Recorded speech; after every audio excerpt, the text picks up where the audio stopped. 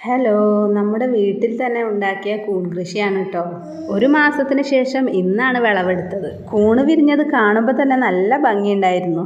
അധികമൊന്നുമില്ല, 6 ബാഗിലാണ് ഇപ്രാവശ്യം കൂൺ ചെയ്തത്. ഏകദേശം ഒരു 300 ഗ്രാം ഉണ്ട്. ഇത് വെച്ചിട്ട് ഞങ്ങൾ കൂൺ റോസ്റ്റ് ഉണ്ടാക്കാൻ വിചാരിച്ചു. ഇപ്പോഴത്തെ കാലത്ത് സ്ത്രീകൾക്കാണെങ്കിലും ചെറിയൊരു വരുമാനം വേണം. എനിക്കാണെങ്കിൽ കുട്ടികളെ വിട്ടിട്ട് പുറത്തൊരു ജോലിക്കും പോകാനും വയ്യ. അതുകൊണ്ട് ഉണ്ണിയേട്ടൻ എന്നോട് ചോദിച്ചു, നിനക്ക് വീട്ടിൽ തന്നെ കൂൺ കൃഷി ഉണ്ടാക്കാൻ പറ്റുമോ എന്ന്. എനിക്ക് എപ്പോഴേ സമ്മതമായിരുന്നു.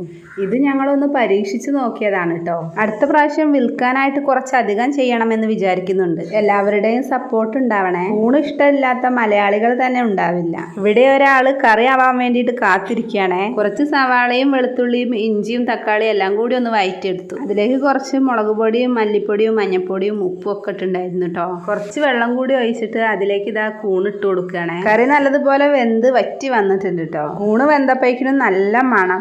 കറി ആവേണ്ട താമസം. ഉണ്ണിയേട്ടൻ പ്ലേറ്റിൽ ചോറ് ഇട്ട് വെച്ചിട്ടുണ്ട്. ഇന്നത്തെ വീഡിയോ ഇത്രയേ ഉള്ളൂ. എല്ലാവരും സബ്സ്ക്രൈബ് ചെയ്യാനും ലൈക്ക് ചെയ്യാനും ഷെയർ ചെയ്യാനും മറക്കല്ലേ.